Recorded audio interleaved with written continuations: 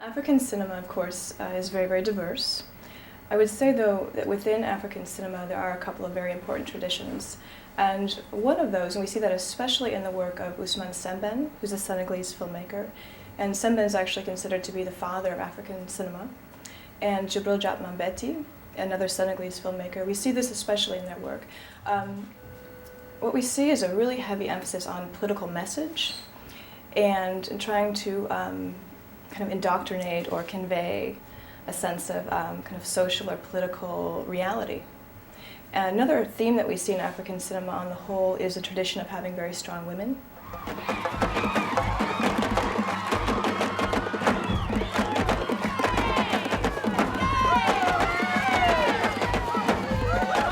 In Karmen Gei, we do see a political message, though the film is very entertaining. Joe Ramaka Gay does put in a kind of a subtext that's embedded in this film, and he's playing with, I think, and he's trying to convey the struggle between freedom and structures which oppress or suppress freedom. And we see that especially the space of the prison, right, the women's prison. We see that with the police force. And Karmen, who makes her appearance in the dance arena at Lamine Diop's wedding, I think she tries to, she actually indicts them. You know, she accuses them of swallowing up the country, of eating the country. And this is a very important political message that Ramaka has embedded in the film. Money, chum,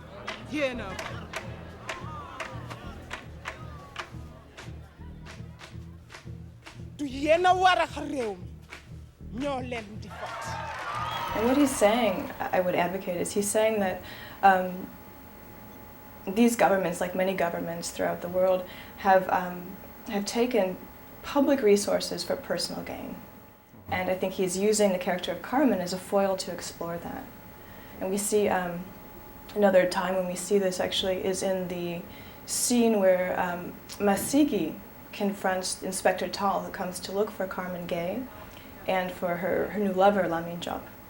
And we see him accuse the inspector of scheming and dealing, and he launches into a song about that. Amon na ma yaakaar ngeen ràññee seeni ndey jox leen cër gi leen waar moo gën jikko yi kàccoor. And it's another another very apt description of how these characters are used to explore that theme of government corruption and the use of public resources for personal gain by leaders and politicians, military officials. This film would be an excellent entree for anybody who's interested in learning more about African cinema. Not only is it entertaining, it's also extremely accessible, and it has a kind of universal impact in Gei's adaptation of the Karmen story. Of course, one of his, I think, most brilliant strategies in adapting the film was to reset it and reposition it in the context of contemporary urban Senegal.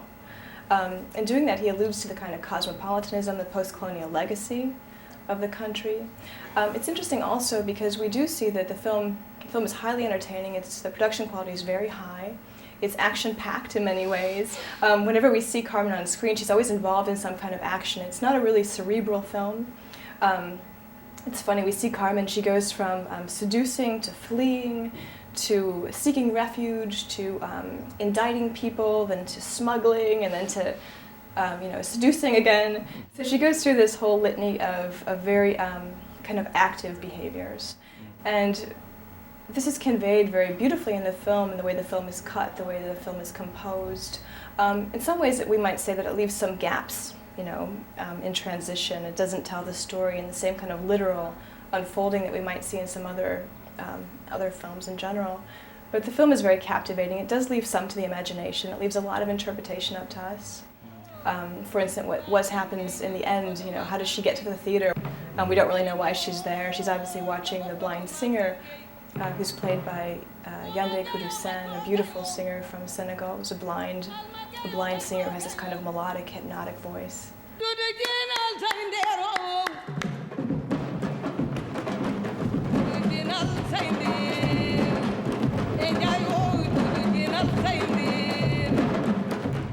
In terms of the relationship between this film and other world cinema genres, we do see that this film participates more wholly in a mission to be entertaining and to be accessible. And I think that's really relevant in reaching a broader, more global audience.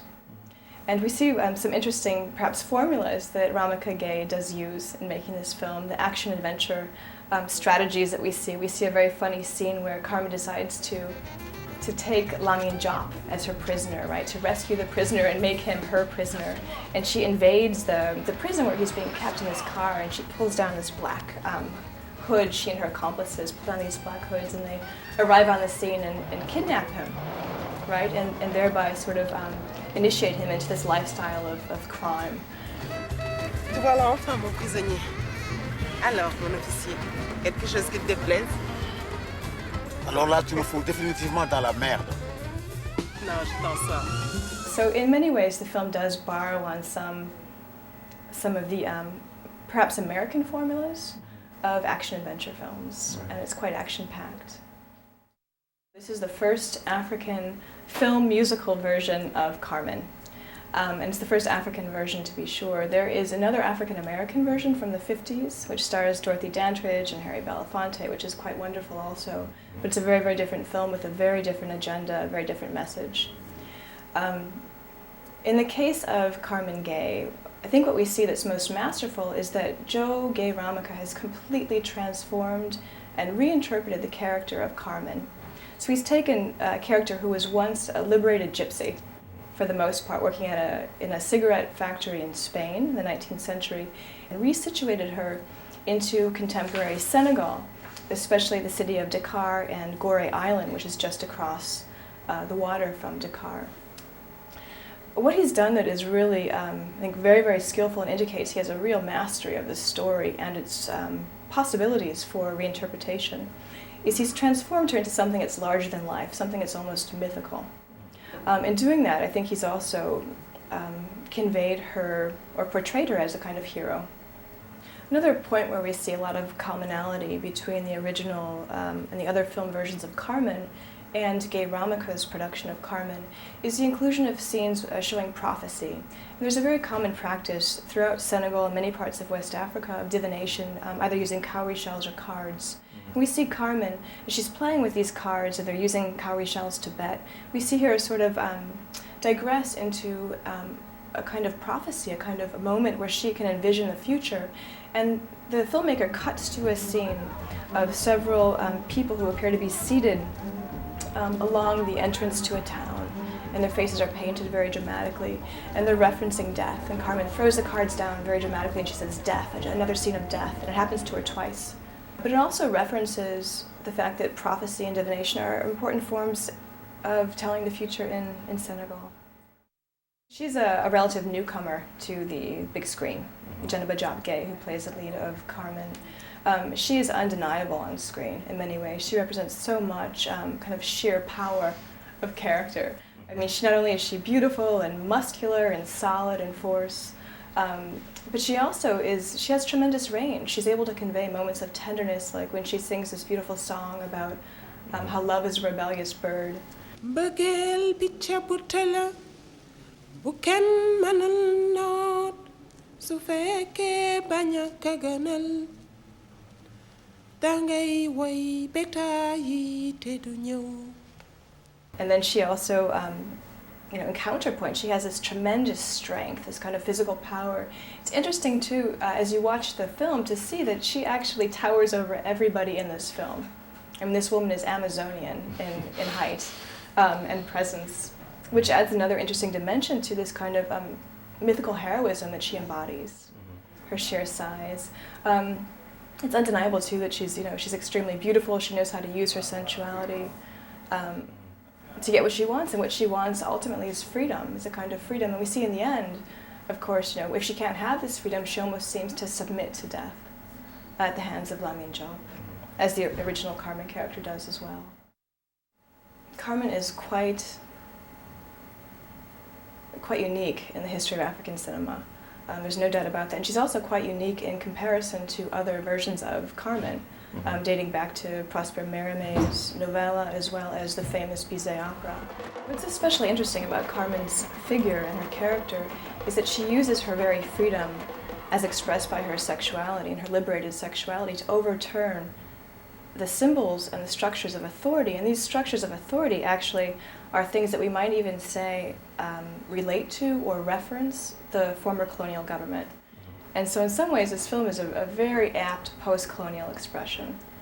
And this makes it very, very interesting. We see Karmen, for instance, we see her using her sexuality and all of her feminine power to topple the structure of authority that's represented by Angelique, the prison warden. We also see her, of course, make Lamin Job, this police officer who's in the middle of his wedding ceremony. We see her make him the object of her desire. He represents a kind of authority as police. So what we see in sum here is we see Karmen Gei's sexuality, her sort of exuberance and her passion as weapons or tools or tactics that she's able to use to overturn structures which are seen as oppressing freedom or suppressing liberation. And in some ways we might read that kind of tension as one which involves colonial versus post-colonial realities. What's interesting is the way the chorus, right, who in many ways represents the population at large, how they support Karmen. And they do this through a very interesting African musical form which is called call and response. And so as Karmen sings out something, they respond to her in song, and it almost, in many ways we could say that it indicates their support of her actions.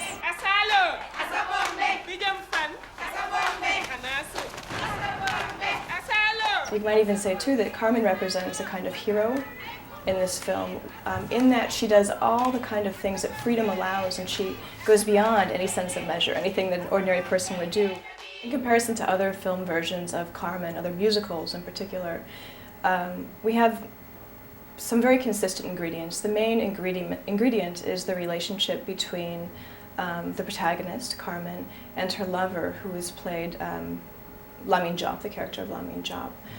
And we also see a kind of a secondary love affair between the matador figure in the original Karmen, who's Escamillo, and in this version, who is played by Masigi. The divergent aspect in Karmen Gei's film is the fact that he adds Angelique, this prison warden. And in doing this, he adds a third relationship, a third love affair for Karmen. And this love affair is quite different from the others, of course, because Angelique is a woman. And to my knowledge, this is the first love affair of this kind in film versions of Karmen. And we might ask why he does this. And it seems to me that he's doing this to really extend her character and take her liberation, her individual sexual liberation, to its fullest possibility. And so by having this affair, we might argue that he does that. And he also shows her as someone who can exploit her sexuality and use her sexuality to transgress gender constructs and to really topple these structures. Historically, there are several examples of very strong women.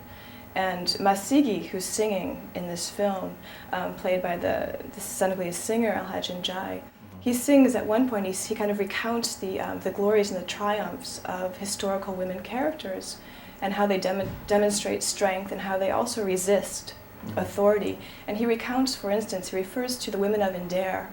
And the women of Nder were noble women in the ancient kingdom of Wallo, this ancient kingdom in northern Senegal.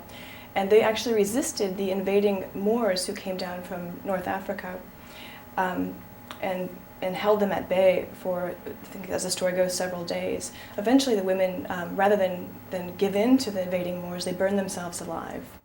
And so this is a story that goes down in the sort of the lineage of strong historic women.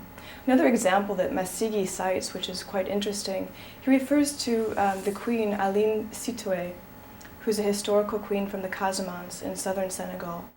And he refers to her, again, as he's singing about strong women, and in the same scene where he indicts the Inspector Tal. And Aline Sitoé was another historical queen who resisted the French, and she was well known for having done that. So she withheld the invaders, the French invaders in the south. Throughout Africa, music, dance, and song are important forms of personal expression. And part of the genius of this film is that Karmen Gei took this and he adapted this famous story of Carmen, got rid of the operatic text that we're so familiar with because of Bizet mostly, and instead he grafted it onto indigenous musical forms from Senegal. We see a beautiful mix of forms. We see Doudou Rose and Jais, Sabar drummers, which is this very energetic group of 40-some drummers we see throughout the film. We also see Julian Jugas, choral ensemble. And then finally we see the saxophone work of David Murray, who's quite well known for his collaborations. And so we see these three forms intermittently playing throughout the film. And what this does in many ways is it conveys a cosmopolitanism, the kind of blending that is so characteristic of Senegalese music, and especially music in Dakar, the capital city. I would say that in comparison to other film versions of Carmen, that this particular version does something that's quite different. It relies on music, song, and dance as forms of telling a story. And this is also a very important device used throughout Africa.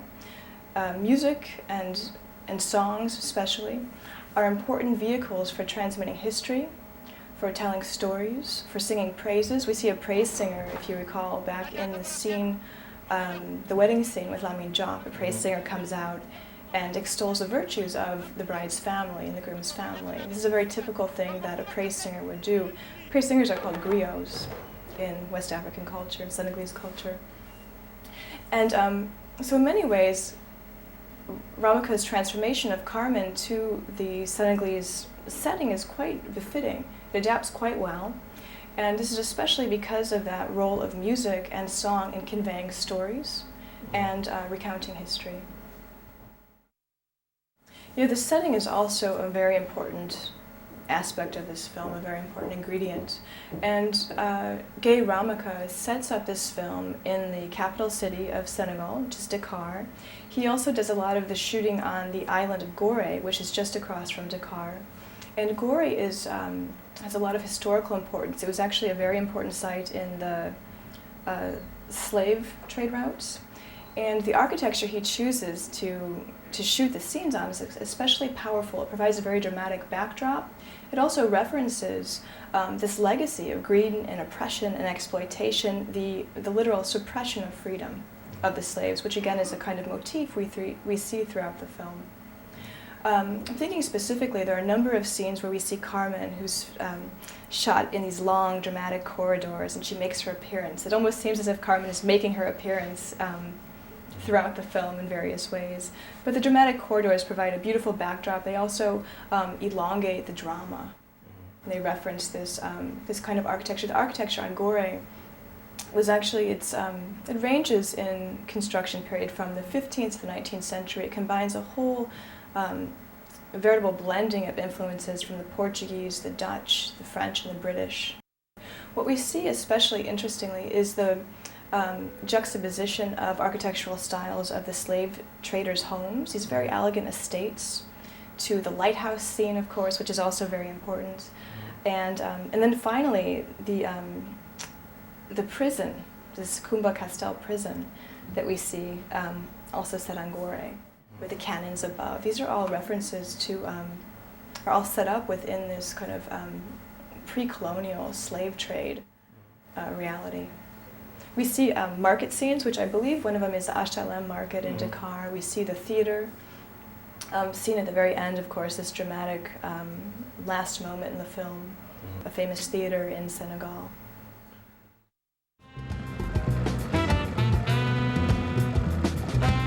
Water itself is an important motif. Water in some ways does represent a kind of freedom, a kind of freedom of mobility, a kind of way to get elsewhere, to be elsewhere, to transcend a predicament. This is also a very relevant point to the Carmen character and the text of the film. There's a reference made to a character who's Kumba Castel, and I believe the reference is made 3 or 4 times. We see it once in the title of the prison, which is called Kumba Castel's Women's Prison. We also see it when Karmen Gei, when she makes her indictment to the police officer, Lamine, she says, "I summon up the spirit of Kumba Castel." Another time is when the mother says, Kumba Castel has brought back my daughter. And I think it's Masigi at one point, he calls Karmen Gei the granddaughter of Kumba Castel. So who is Kumba Castel? Kumba Castel is a kind of mythical character among Senegalese. Some say that she is a reference to a kind of water spirit. Other people say that she is a reference to a woman who was once very beautiful and who became a kind of witch and who can now terrorize people. So she's building on this legacy of a woman who was at once beautiful but very, very dangerous. This is Joe Gay Ramaka's first feature film. He made one film. He's actually made a series of award-winning shorts in the past preceding this film. There's one in particular which I think references this film, or in some ways sets up the succession of this film. And the film is called So Be It. It's a 1997 piece which is based on a play by Wole Soyinka, Nigerian playwright. Much like his rendition of Carmen, there's a kind of transcendence of cultural location in the film, and he's able to bring out much of that quality, the sort of universalism and relevance of the film on the whole. What we see in So Be It, though, is this doctor and his wife experiencing kind of real psychosexual tension and drama because they're not happy in this village, which is really out in the middle of nowhere. And in some ways, a lot of extended sexual scenes of sexual reference, much like we see in Carmen. And this, in some ways, is, I would say, related to perhaps his agenda and his interest in making film. This film was banned, it was censored in Dakar following its premiere in June 2001 because it generated so much controversy. And the controversy pivots around one particular scene in this film, and the scene was that in which Angelique was being buried, and we see her body being brought out in a wooden coffin, carried in a processional, and the music that accompanies it, which was sung by Alhaji Njai, who plays the character of Masigi, is a chant that's associated with the Mouride Brotherhood, which is a very powerful Muslim brotherhood in Senegal.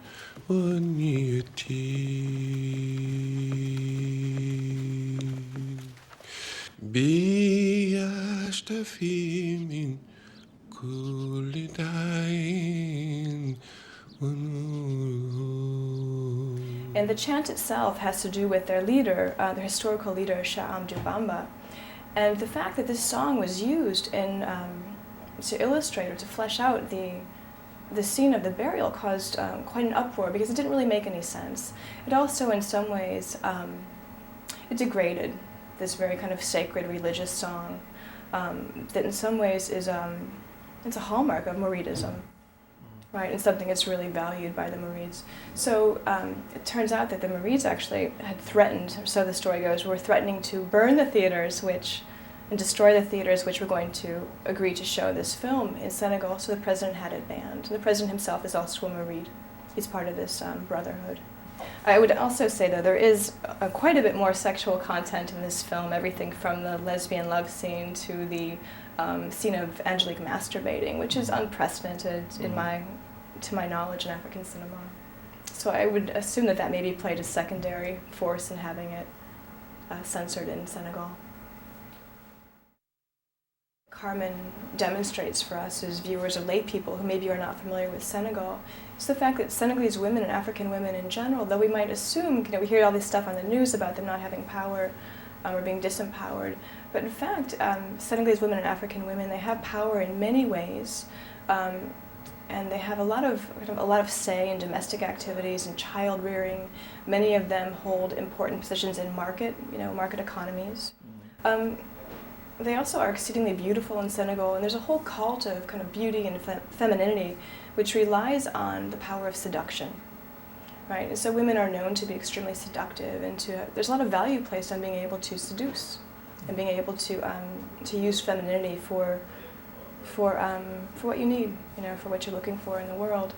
And I think that though Carmen as a figure is a much more extreme example of that, she does embody some of those basic kind of tenets of women being both strong and beautiful.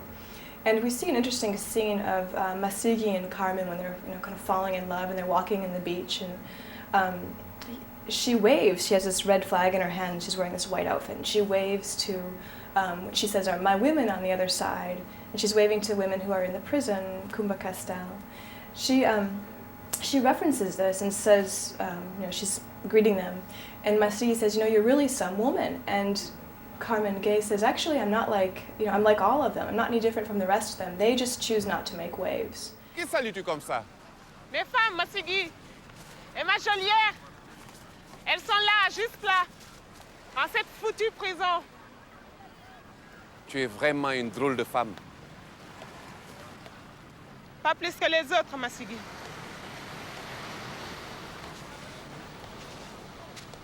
Seulement, elle ne le montre pas, pour ne pas faire de vagues.